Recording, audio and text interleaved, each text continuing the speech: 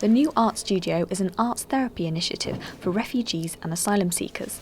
I spoke to the founders, art therapists Tania Kaczynski and John Martyn, about the aims of the studio and what sort of activities they do. All art activities. Although we have had some extra girls helping us with some English classes. We've had a life drawing teacher come in for the last 6 weeks. But on the whole, it's undirected art making. So we provide the materials and we sort of facilitate an environment that encourages people to explore and not focus on the finished results. So we're sort of trying to promote an environment of informality without too much emphasis on technical ability, so that people's imaginations can come forward, because many people have never made art before, and we don't want people to get caught up with the kind of I can't draw type mentality.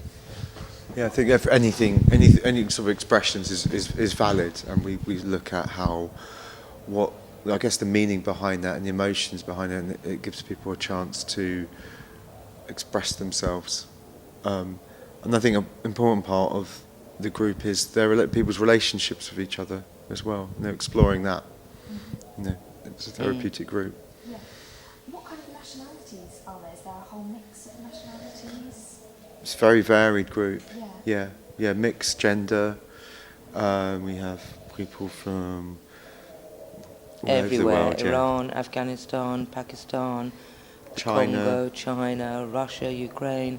It's a very international group. We always say kind of art is a language without sounding too cheesy, but it is an international language, and people are, even if they can't speak the same language, they are speaking some kind of language, which is about the process of making art.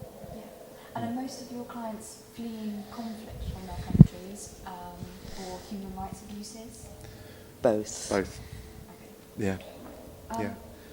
Why do you think art therapy can help refugees to recover from the traumatic experience that they have had?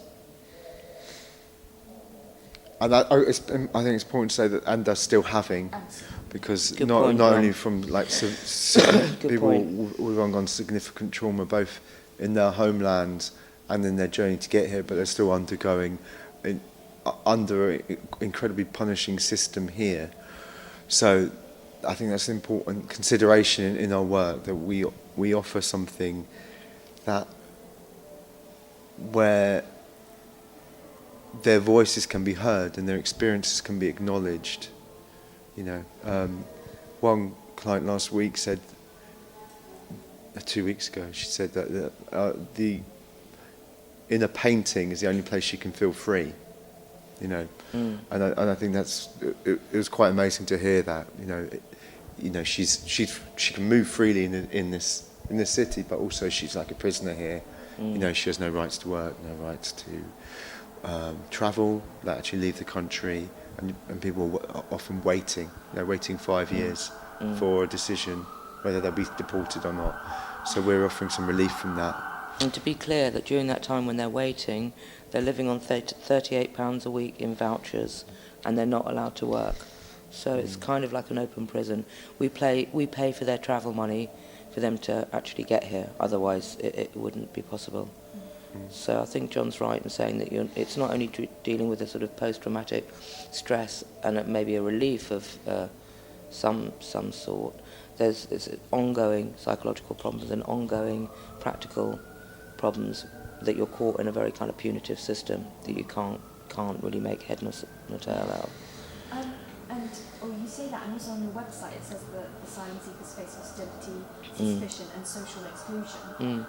How do you think we can help them to integrate into the community more and also create more of a welcoming environment? I mean, obviously this is really helping them to build relationships and integrate more into the community, but how do you think generally in Islington, how can people welcome them more? Well, I think a lot of it is financial problems. If things were free, I don't know whether it's libraries or classes or gyms or things like that. If it was free, then that would be more available to them, more accessible to them. I think it's a sort of change of mindset, really, about what we consider the foreigner to be, and that we should have some sort of compassion actually, because people that you meet in the street, you don't really understand the terrible atrocities that they're fleeing, and if people really kind of knew that, they might be a bit more sympathetic. I think as individuals, there's many things we can do. You know, you can volunteer. There's many refugee charities and organisations. There's Islington Migrant Centre that will welcome volunteers. There's also things like detainee support. There's Movement for Justice, who offer support to detainees, and also will go to detention centres and get an understanding of what the experience is like to be a migrant in this country, and it's not easy, but I think it's about getting to meeting people and forming relationships with people, and I think it's the only way we can get past what we're told, you know, what we're told to think, and the idea of people being another, different to us. That, you know, I think as soon as you know people, you know they're just like you and me. You know, we're on the same. And why do you think art in particular is so powerful and special in helping refugees to sort of express themselves? Well, I think first of all there's a language problem. So, I mean, we all know that trying to express ourselves verbally is pretty hard for most people. It's going to be very hard when it's in a different language, and it's going to be very hard when you've sustained extreme sort of torture or traumatic experiences. And art is another vehicle for communication and another way of processing some of your experiences. And also because it's it's completely undirected. We're not setting a class. It allows people's sort of imagination and unconscious to come to the fore in quite a safe way. So, you know, we kind of go on all sorts of journeys together through the process of making art. And John and I make an art together at the same time. So we're all involved in that kind of process, which is very private. It's a very kind of internal, private space, but you're in a social arena. What I was going to say. It's like working in a team, but also very individually. Yeah, I think art making can say things that can be really hard to put into words, actually.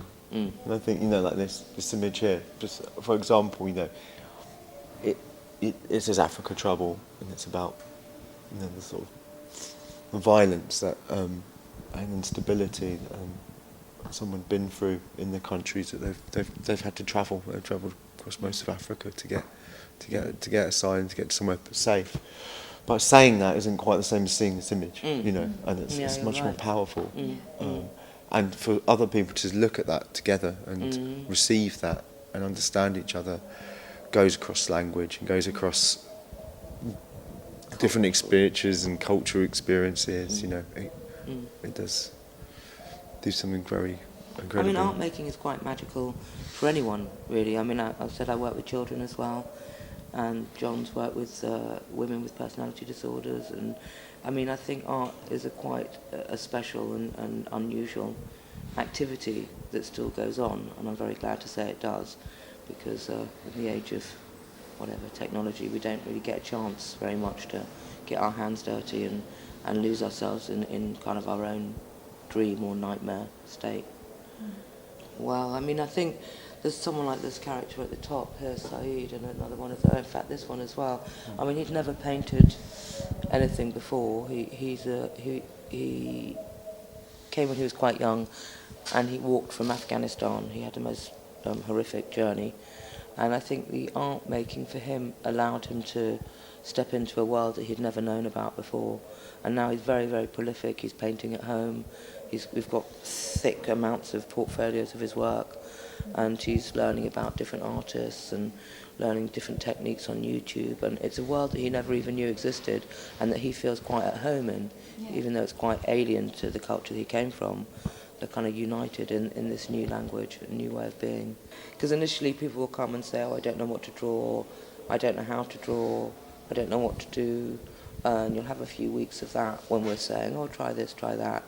And it's really nice to see, like, a few months down the line when they're kind of, you know, they can't wait and they're here early and they've set up an easel and they're encouraging other people, other newcomers, you know. So it always happens. It's just a matter of when. Yeah, it's never a straight line as No. well. You know, if you've been through extreme trauma and you're faced with sort of setbacks that you have being like foreign to a country, it's never a straight line. So it can take. And then the approach we use as well is we allow people to stay as long as they need. You know, and sometimes people might leave and come back as well. Come back when they need some more support and that, or when they're ready as well to look at things more. So, but it's good. People are able to move on. You know, sometimes we've got a member who's now studying plumbing. You know, and he was very afraid to, I think, make changes in life and facing setbacks. Someone illustration, doing an MA. Yeah, doing an MA in illustration. And I think art is, often it's like the grit that makes a pearl. It does come out of adversity. Some really powerful pictures come out of people who've experienced really traumatic things, and you can get the most incredible. And I'm not saying it as like I want to get these incredible pictures, but that's what happens. And if you have suffered those types of experiences, it's interesting to try and put them to something good,